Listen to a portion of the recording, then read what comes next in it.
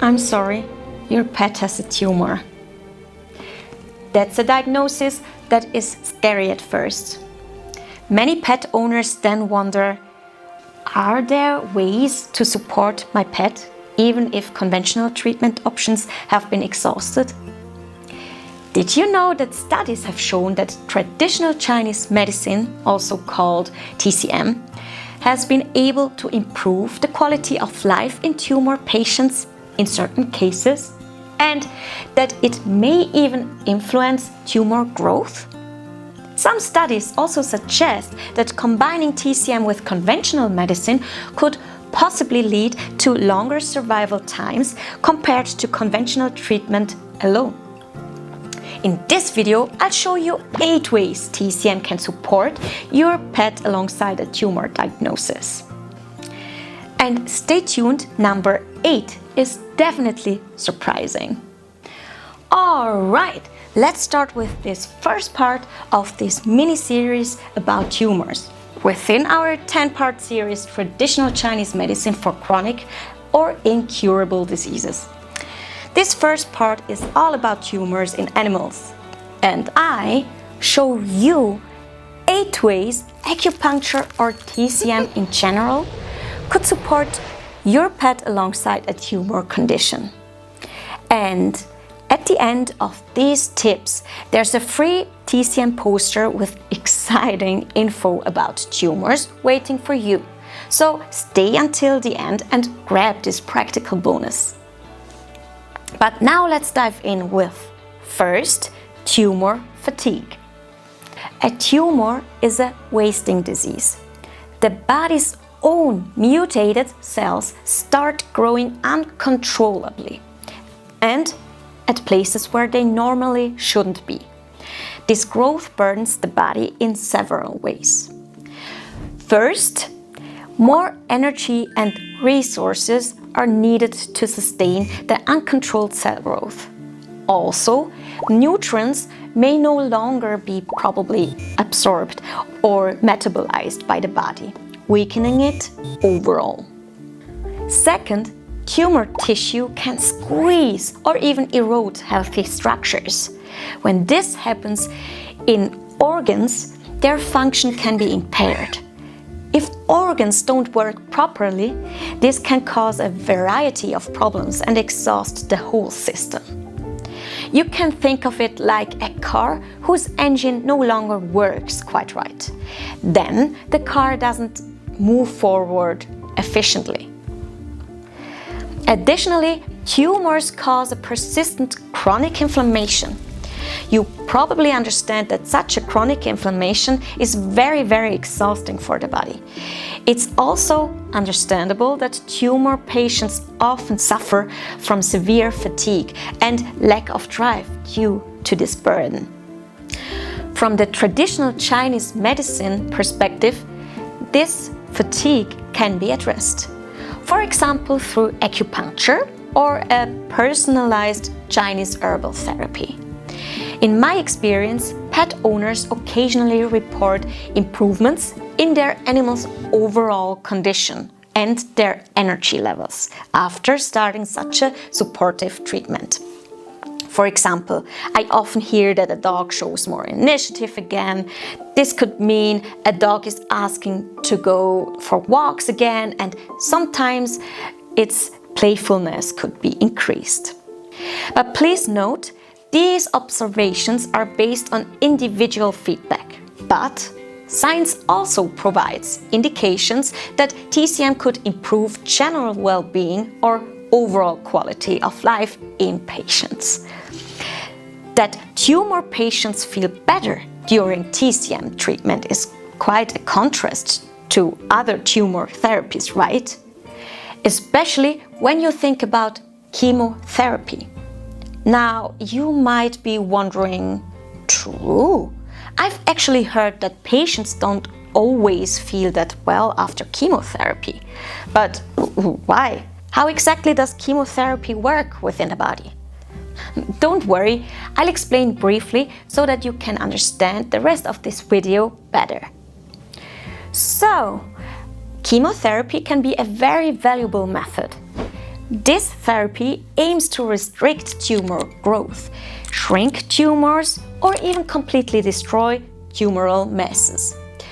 But how does chemo do that? What exactly happens within the body? Simply put, it's kind of a controlled poisoning of the body. What happens is that the drugs disrupt the cells in their cell division phase, and cells that have just divided incorrectly enter a so-called self-destruction program, so-called apoptosis. The cell then dies. And now, where does that get us? We need to briefly rewind to tumor growth to understand what's going on. From there, Dr. Acupuncture will explain that further, right? Okay, sit down and listen. What characterizes a neoplasm?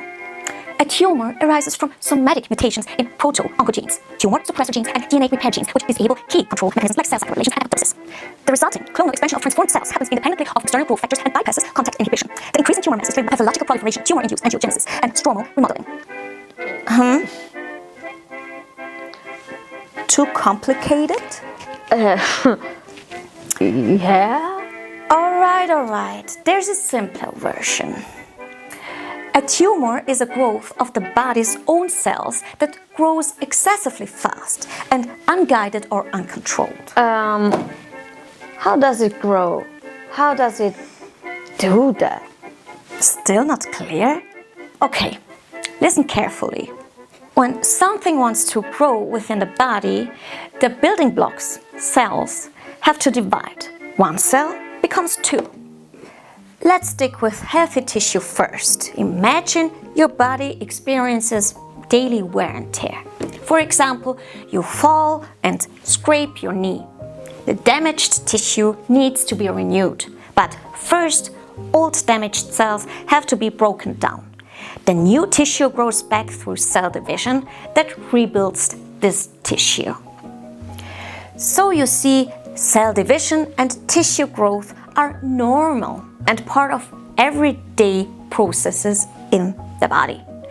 But with mutated cells, these so-called tumor cells, they multiply uncontrollably. That means tissue might never stop growing. Cells just keep dividing and dividing and dividing and dividing and dividing. Also, this cell division happens much more frequently than in normal tissue. And the more cell divisions, the faster the tissue grows. Simply put, fast-growing tumors are usually more malignant than slow-growing ones. In other words, tumor tissue has many dividing cells. And chemotherapy works exactly at this cell division phase. Whoa, wait. Didn't you just say that healthy tissue cells also divide sometimes? I mean, won't those healthy cells also be attacked by chemotherapy drugs? Hey, great thinking. Bingo! Exactly that is the problem. Chemotherapy drugs cannot distinguish between healthy dividing cells and tumor cells that are dividing. They just kill all dividing cells, healthy or not. That's why Francesca over there called chemo a controlled poisoning of the body. But before you jump up scared and stop all tumor patients from undergoing chemotherapy, I want to emphasize the word controlled. Controlled means these chemical toxins are administered according to tested protocols. Usually, the drug is administered in intervals or even several weeks in low doses. This way, healthy cells are less burdened. Think of it like a massage of a very tight muscle. You can manipulate the muscle strongly and once, which might resolve the tension in one single session, but leaves the healthy tissue around it bruised and injured. Or you can do several and gentler sessions, so you won't overly strain the healthy muscle, but gradually release the tension over time. That's how chemotherapy aims to reduce tumor masses gradually and with as few side effects as possible. But now, well, I have to go. Francesca, back to the topic.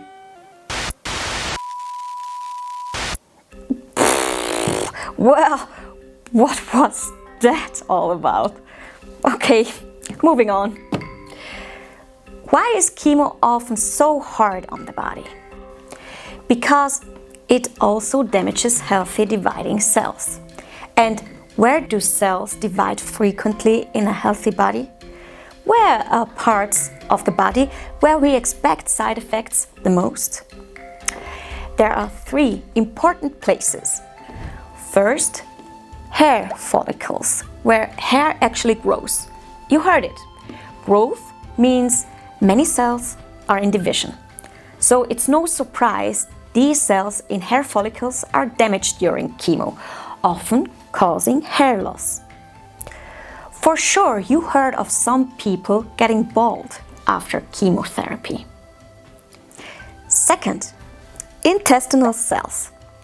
The gut lining renews completely every 3 days. Thus, many dividing cells in the gut can be damaged by chemo. It's no wonder chemo patients often experience diarrhea and vomiting due to gut lining damage. Last but not least, number 3, bone marrow. Active immune cells need constant renewal. The bone marrow produces immune cells which start as immature precursors that divide regularly. These immune cell precursors are also affected by chemo. When they are being destroyed, new immune cells can't be produced adequately. Simply put, immune cells slowly die out. This lowers immunity drastically, making chemo patients more susceptible to infections. Simple illnesses can become serious or fatal due to a weakened immune system.